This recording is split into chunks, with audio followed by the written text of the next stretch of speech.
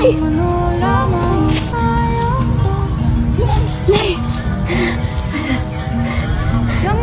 Tanggap na po ako bilang guro sa paaralan na inaplayan ko dun sa Manila. Talaga ba, anak? Totoo ba? Talaga ba, Iha? Opo! Mahal ang anak natin! Ano ang nangyari? Guro na ang anak natin! Sa wakas! Hinahanap ang sarili, ngunit di nakakayanan sa ligaw na dinadaanan ko. Saan na to patungo? Kumari! Guro na ang aking anak! Alam ko! Mga kapitbahay! Guro na ang aking anak! Dahan-dahan Nak, mag-ingat ka doon na ka. Huwag po kayo mag-alala, Tay. Mana to sa'yo. Dahang tumingin sa salamin upang makita ang ating kagandahan. Dahan-dahan iangat ang mukha upang silayan ang payapang kalangitan. Oo, pagod ka na.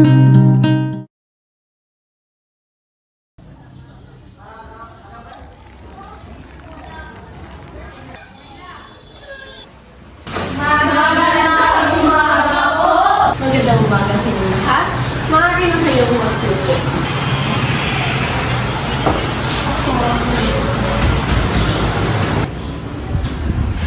Ako nga pala si Amber Sky Galang, ang iyong guro sa Asignaturang Edukasyon sa Pagpapakatao.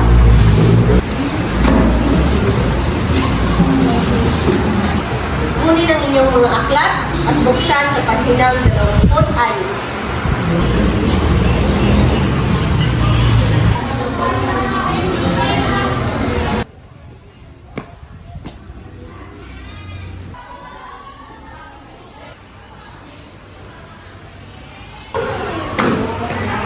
Alis!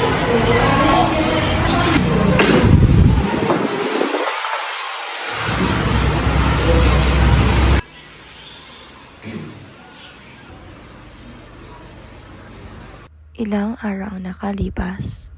Kabatay. Obyar. Abangan. Katubig. Kagurayan. Tuyos. Magsaid. Larantar. Kumaro. Okay. Irani. Present. Montaliana. Absent. Ano naman? Ano ba nangyari sa batang yun? Paalam nga mga bata.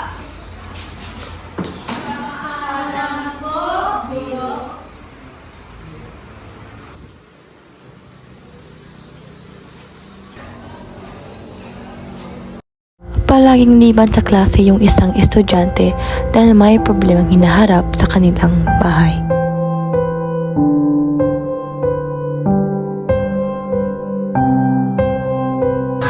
Bakit ngayon ka lang? Pasensya na po. Bilisan mo na riyan at magluto ka na. Baka dadating ng iyong papa at paniguradong maghahanap yun ng pagkain.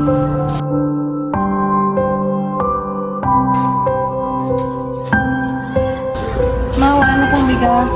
Problema ko na ba yan? Maghanap ka. Pambihirang buhay naman to. Tao po. Pwede po ba mangutang ng bigas?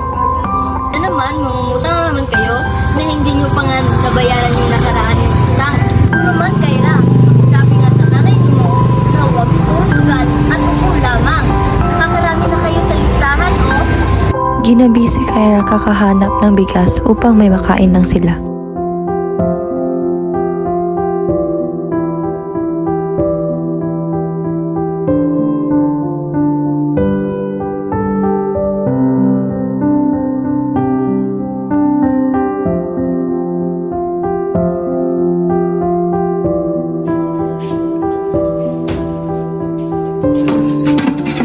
Bakit walang pagkain dito?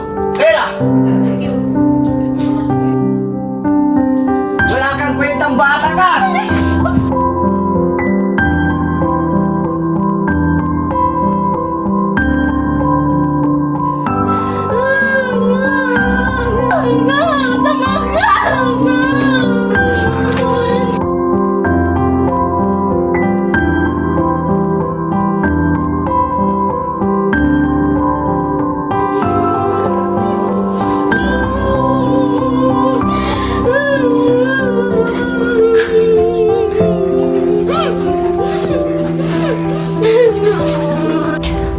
Kinabukasan.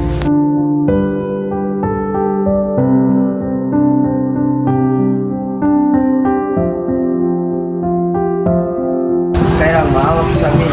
Yan lang yung kitain ko. Hinihanda yan ang mga ko. Ano pake ko? Wala akong pake.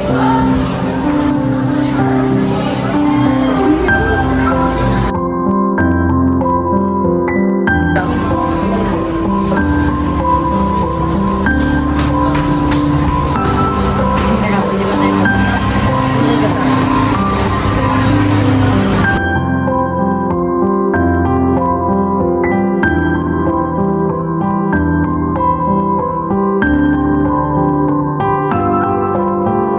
Tutuloy ko sa iyong pagkabilas dyan.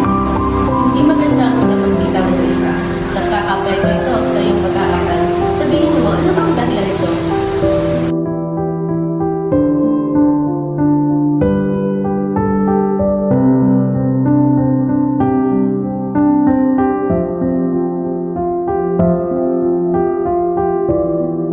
Bibigyan kita ng isang buwan.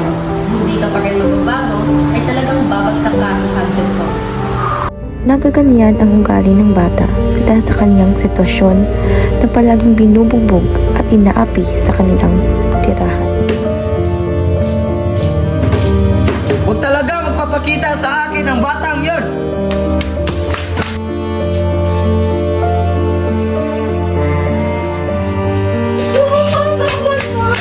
Wala kang kwenta, wala!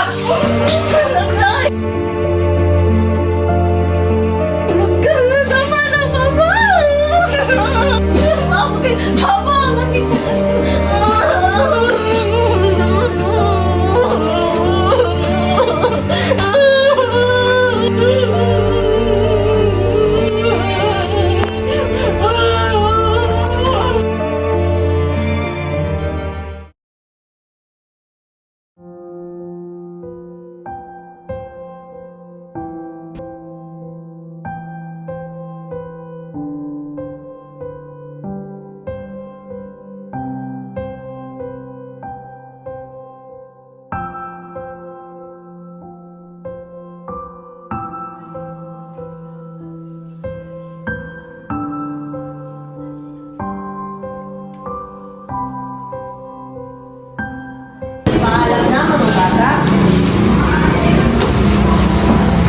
Paalam po, guro.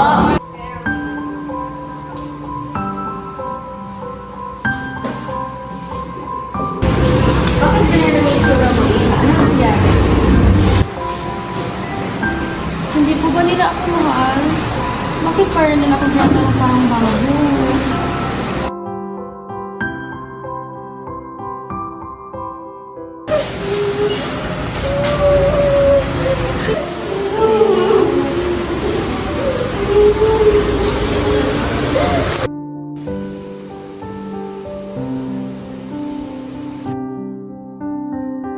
Dumating yung araw na muntik na siyang sumuko dahil pagod na siya sa kanyang sitwasyon.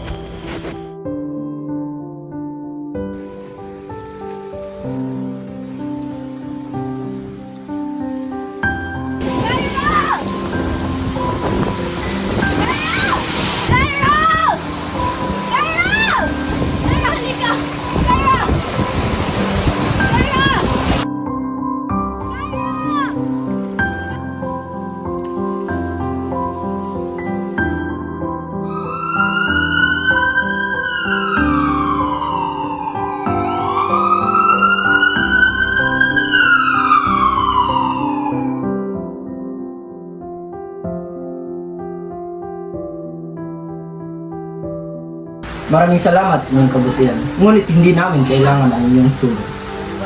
Sir naman, hindi naman ito para sa inyo. Bakit po ito sa bata? Alam ko po ang kalagayan niya sa poder niyo. At hindi naman po ata maganda sa bata na inaabuso, di ba? Kung hindi niyo po siya kayang mahalin na parang anak, eh ang may otoridad na po ang bahala sa inyo. Hindi po ako magdadalawang isip na kupkupin siya. Ma'am, tama siya. Mukhang malaki talaga ang ating pakikulang bilang isang magulang.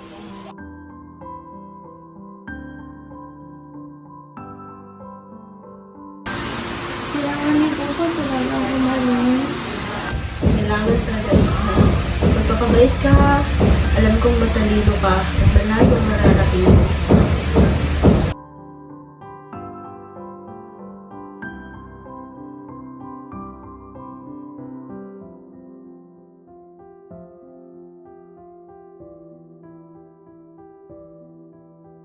Ilang taon ang nakalipas, sinunod ni Kyra ang mga payo ni Sky at naging isang matanyag na guro sa isang paaralan.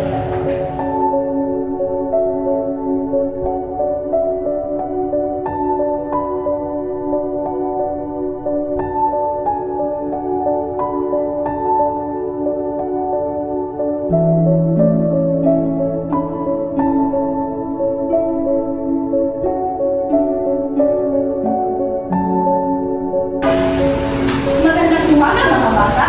Maligayang pagbabalik sa paaralan. Handa na ba kayo sa inyong unang pasukan? Oo! Sino ang makasagot sa tanong na, ano ba ang hulugan ng paggawa? Ako po. Si Joy. Ang paggawa ay isang gawain ng tao na nangangailangan ng orihinalidad, pagpupusa, at pagkamalikhain. Magaling! Bigyan natin ng palakpak si Joy!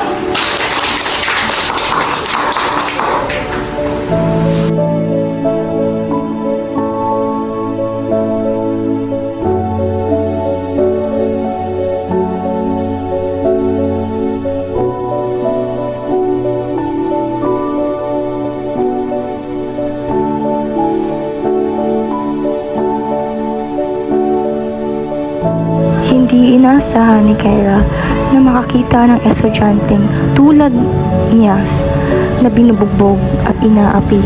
Ngunit alam na niya ang gagawin upang mabago ang buhay ng batang ito. Dahil ang mga kabataan ay ang pundasyon ng pagbabago. Sa panahon na tila ba walang pag-asa, dilim lang ang ating nakikita. May taong dadating upang ipadama liwanag na kailangan sa madilim na daan. At ang liwanag na iyon ang iyong gagamitin upang bigyang liwanag ang buhay ng iba. Liwanag ng pagbabago.